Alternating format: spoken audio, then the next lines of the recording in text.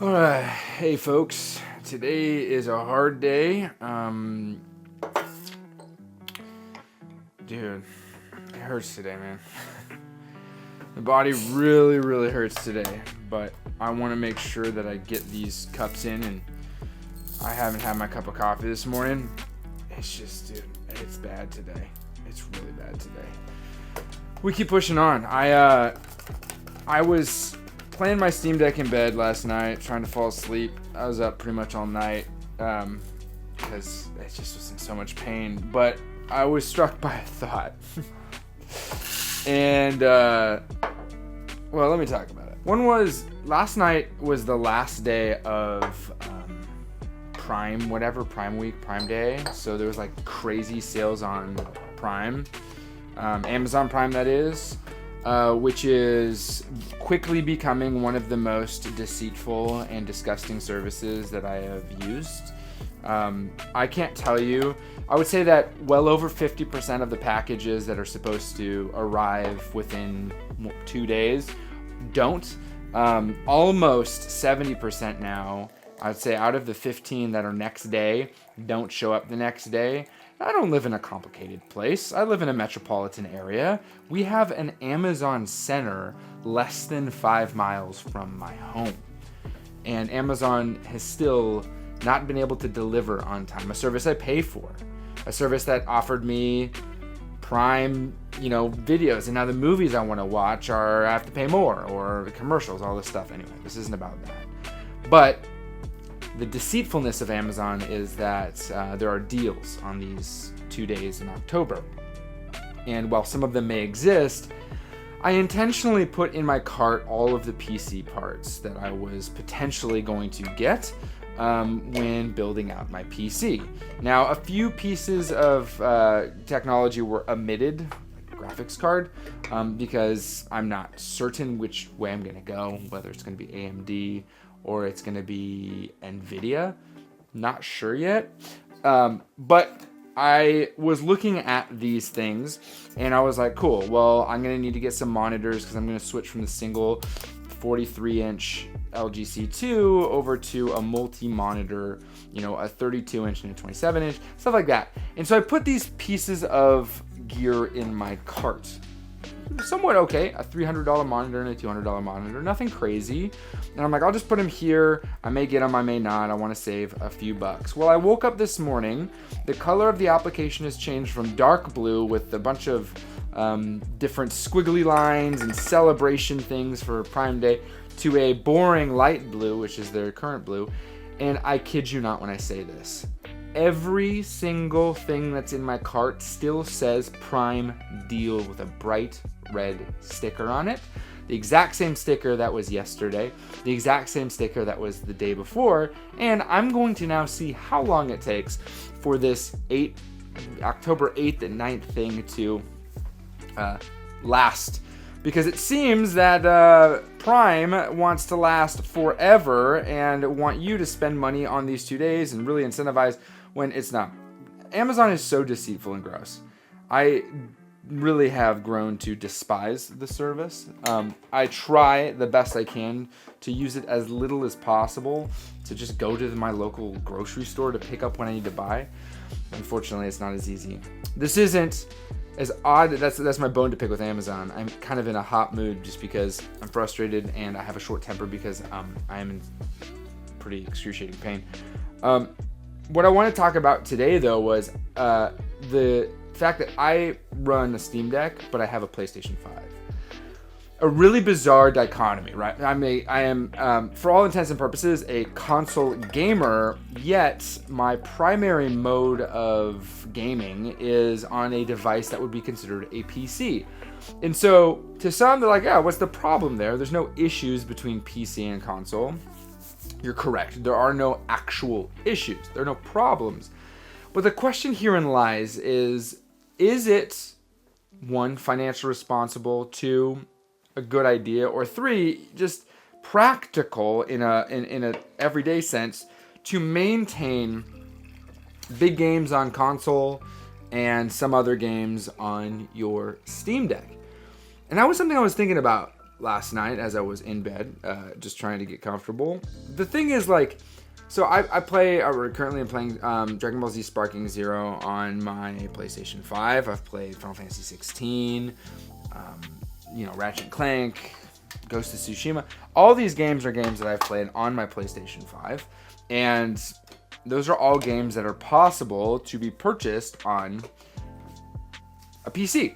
Not just on a PC, but they're possible to be played on something like a Steam Deck. And if I, for one, am using a Steam Deck for games like Sea of Stars or Eastward, easier games, 3, that's green, Piccolo green, and doing stuff like that, should I actually be selling off as much of my systems as possible and switching to PC as fast as possible to actually enjoy the Steam Deck, to actually truly enjoy the hybrid nature that exists within the Steam Deck? Because you can do stuff like stream your PC, your big giant rig, to your Steam Deck and actually enjoy some of these bigger games on the Steam Deck. And you can't do that with the PlayStation. You can install applications like Kiyaki for Deck, and that allows you to play your PlayStation on your Steam Deck like it's a PlayStation Portal, but it's not the same type of experience, or native experience, I guess is a better way of putting it, than using something like your PC. And so I was like, man, there is definitely an urge or a heavy weight to switch to PC as fast as possible, because I want to be able to capitalize and to actually enjoy my games and not feel like I'm splitting my libraries, which I've discussed multiple times over. But as I sat and thought about it last night, I thought, well, do you really need to have a Windows machine, a rig, to game on the Steam Deck? Does it matter? And I realized I have been really talking heavily about this, like, oh, PC. I've been using the Steam Deck off and on for since it came out, LCD and then the OLED. I've never owned a PC. I've sung its praises. I've never owned a PC. I still use it daily, and I still don't own a PC. And I wanted to play certain big, heavy-hitting games, and so I purchased it for my PlayStation. I think that just like the example I gave at the beginning with Amazon, and how it used to be something that we were really like, oh, this is the best, and now there's a fallacy that exists, which is it's convenient. It is convenient. It certainly is convenient. But as time has gone on, that convenience has ended up becoming more of more ancillary, I guess. Like prices, right? Amazon used to be like, oh, I can't believe you can't beat their prices. Oftentimes you'll see stuff like $19.99, and then it has a hash through it. It says 27% off or something, and it's down, whatever that may be. Is that $14.99? Maybe $13.99 if it's 27? Maybe $13.49?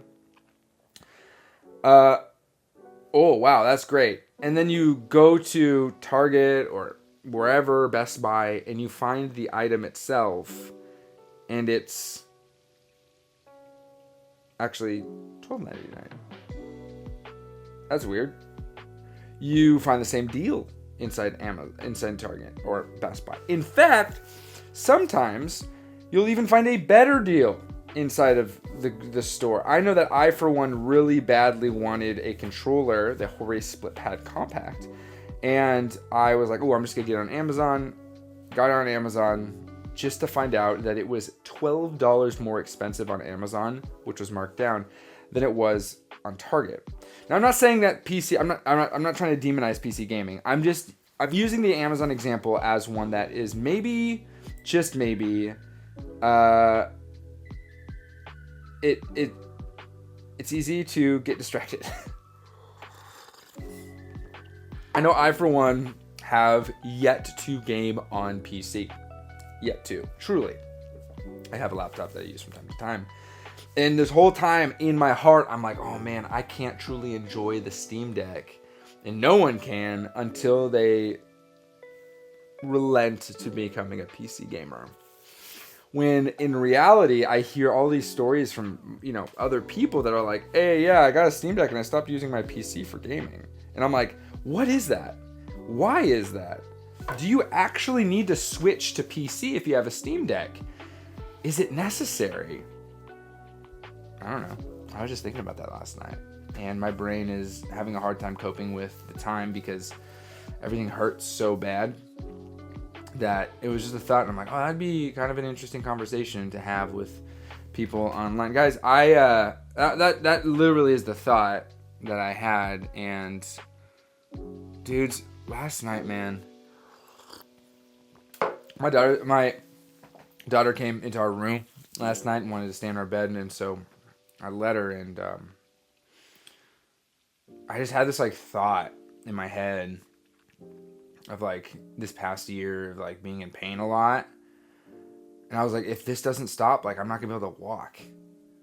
And that, like, for me is a scary thought. Like, I'm 35 and I don't know why I'm telling you guys this. Like, it's not fun. Like, I don't know. I genuinely don't know what's going on. I don't know if this is just inflammation from like the weird poisonous food that is happening in this country. I don't know what it is. I just know that I hurt every single day terribly. And it's absurd as to why I hurt every single day terribly.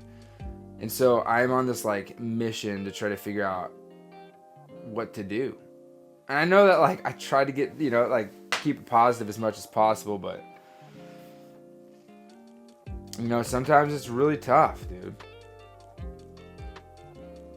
Yeah.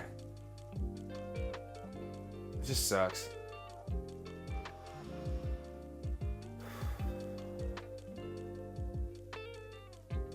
Well,